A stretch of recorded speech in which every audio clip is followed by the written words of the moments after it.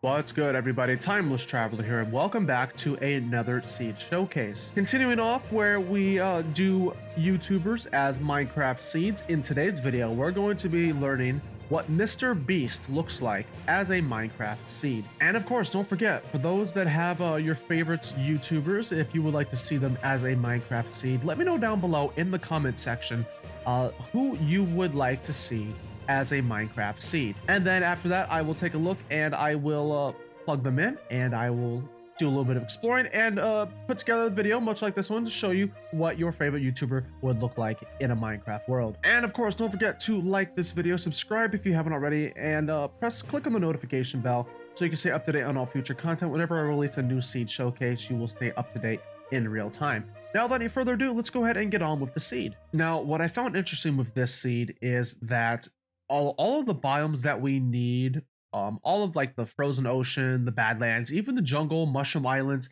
they are all very close to spawn. And when I say very close, I'd say the farthest we're going in this video is going to be about 2,000 blocks, but all of the essential biomes are within about a 500 to 1,000 block range. But you'll notice over there, we have ourselves a nice little, looks like it's a floating ruined portal. Yes, it is in fact floating. We have a nice floating portal set up. We have a nice little taiga set up over there. Plenty of sand for your glass and sandstone. And of course, the spruce wood. We are on the edge of a plains biome, which is nice open terrain. You got access to all of the animals you need, your sheep, your horses, your cows, your pigs, your chickens, everything you need is to start off the world right is all here within an immediate area. You got plenty of wood, nice open terrain, and even some little pockets of dirt to get started on that day, on that night one dirt hut. Now you see the portal is right over there. The portal is right where spawn is at. And because we're near an ocean, you're going to have access to your drowned. You can get your tridents. After a little bit of early game grinding and resource gathering, just travel 300 blocks to the east, right over here, and do a little bit of digging, and you can get down here, and we have ourselves a nice double skeleton spawner. This generated differently because of the Caves and Cliffs beta update. I'm kidding. This is I just kind of you know, destroyed this whole area to make sure that we have plenty of space to see these lovely spawners. So if we draw our attention back over here, early game, this is going to get you pretty good amount of bones, a little bit of XP, and of course your arrows until you have that infinity enchantment. But what if you want to start out with a little less chaos? Well, if you take a look at the coordinates, we're about, a little over 1,000 blocks away. We're a little more southwest from the spawn. We are at a lovely warm ocean and a bit of cold ocean. And then we also have this medium-sized mushroom island, completely safe of all hostile mobs. You've got your food source. Bring some wood over here. You can live off of the mushroom stew for the rest of your playthrough. And then you can also just set up your base, set up some farms, and take care of yourself very well at the beginning with this island. And whether you're looking for farms or you're looking for some terracotta and glazed terracotta, look no further than this amazing, amazing Badlands biome. We have all different types. We got the red sand. We've got all the varying layers of the terracotta. This ranges out very, very far. We're actually going to see a second one in just a bit. But for now, you've got early access to gold. We're only about 5-10 minute jog away from spawn. You can come here, set up your gold farms, and get yourself situated with all of your gold. You maybe do a little bit of trading with the piglins in the nether, who knows? But you have all of this amazing terracotta and gold to mine through, just not too far away from spawn. Okay, I might have been slightly exaggerating when I said that it's all within 1,000 block radius. You take a look here, we're about 3,000, 4,000 blocks away, but it's still not that far. You can get here, you can jog here, or just link up some portals.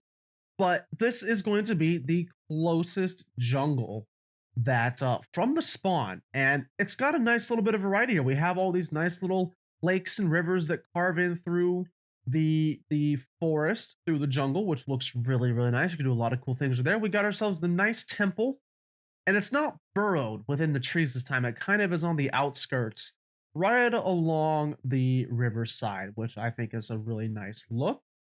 And it just goes on and on. You got all of the jungle wood. You're going to get access to your cocoa, get access to your little bits of bamboo here and there. And of course, the most adorable panda bear. See, oh, here's one right now. So, I mean, there's no reason why you wouldn't want to come to this jungle because just look at this guy. He's adorable. Now, we are over here in the middle of a taiga village. And the reason for this is crucial. This is the closest village that I could find to the Pillager Outpost, which we're going to go travel a couple hundred blocks right over there. In the Nether, you're going to travel about 70, maybe 80 blocks. In the overworld, you're looking at about a travel distance of 300 blocks. So we need that village to bring some villagers over here to create yourself your emerald raid farm. That way you've got unlimited emeralds and totems of undying and banners, crossbows, arrows, all that stuff. And then what's great about this whole area is like, okay, so we have a swamp over there. So slimes naturally occur at ground level at nighttime. But if you wanted to step things up from there, check this out. I carved out this area for you. This is a quad chunk area. And as you can see, you know what kind of chunk this is. So from this corner to this corner to this corner to this corner, these are 4 chunks. All of them are slime spawnable. Yes, this is another 2x2 quad slime chunk. So if you carve out this area, layer up your platforms, get your iron golems in here, you're going to be producing yourself a very nice amount of slime balls. All right, team. So here we are in a lovely frozen ocean. We're a little bit closer to spawn. And this one is a little bit unique. So as far as a frozen ocean goes, it's pretty standard. You got your ice, your blue ice, and your packed ice. You got your polar bears. No igloo over here. But we do have something else really neat under the surface. So if we take a look under here, we have ourselves an ocean monument. I'm calling it the Frozen Ocean Monument because, well, because it's a monument under the frozen ocean. It makes sense. But this is unique in that, at least in my experience, I have yet to see an ocean monument directly under a frozen ocean like this. So it's going to be a little challenging at first, breaking through the ice with mining fatigue to get access to the Elder Guardians and clearing it out. But it will be a worthwhile challenge. And as mentioned earlier, we have another Badlands to show as kind of a side note. So this one is actually much more north than the previous one over there. There's a little bit of division in between. So we have this, and then we have some of this, and then we have more Badlands. But next to the Badlands, we have ourselves a nice little village in the desert, tucked away from everything else. And then we have more Badlands, right? And then under here, we're going to go straight down to the source.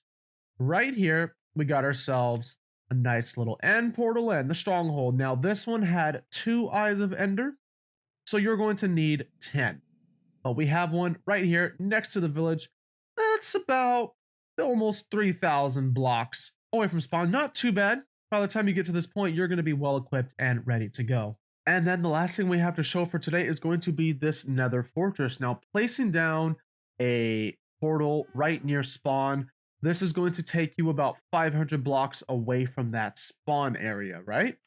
So what's good about this one, besides our ways of getting in and out of the fortress, most of this is going to be underneath the nether rack. So you won't have to worry much about the ghasts or the magma cubes, which is going to be so much stress taken off in your first experience with the Nether Fortress. That is if you come to this one. I can't speak for other fortresses, but the one at this location is going to be a lot safer than other ones that are out in the open. Now, you do want to be careful spawning in here into the Nether, because you're going to end up, if you're doing it near the spawn, you're going to end up near a soul sand valley, which, as we know, is one of the most dangerous nether biomes to be in.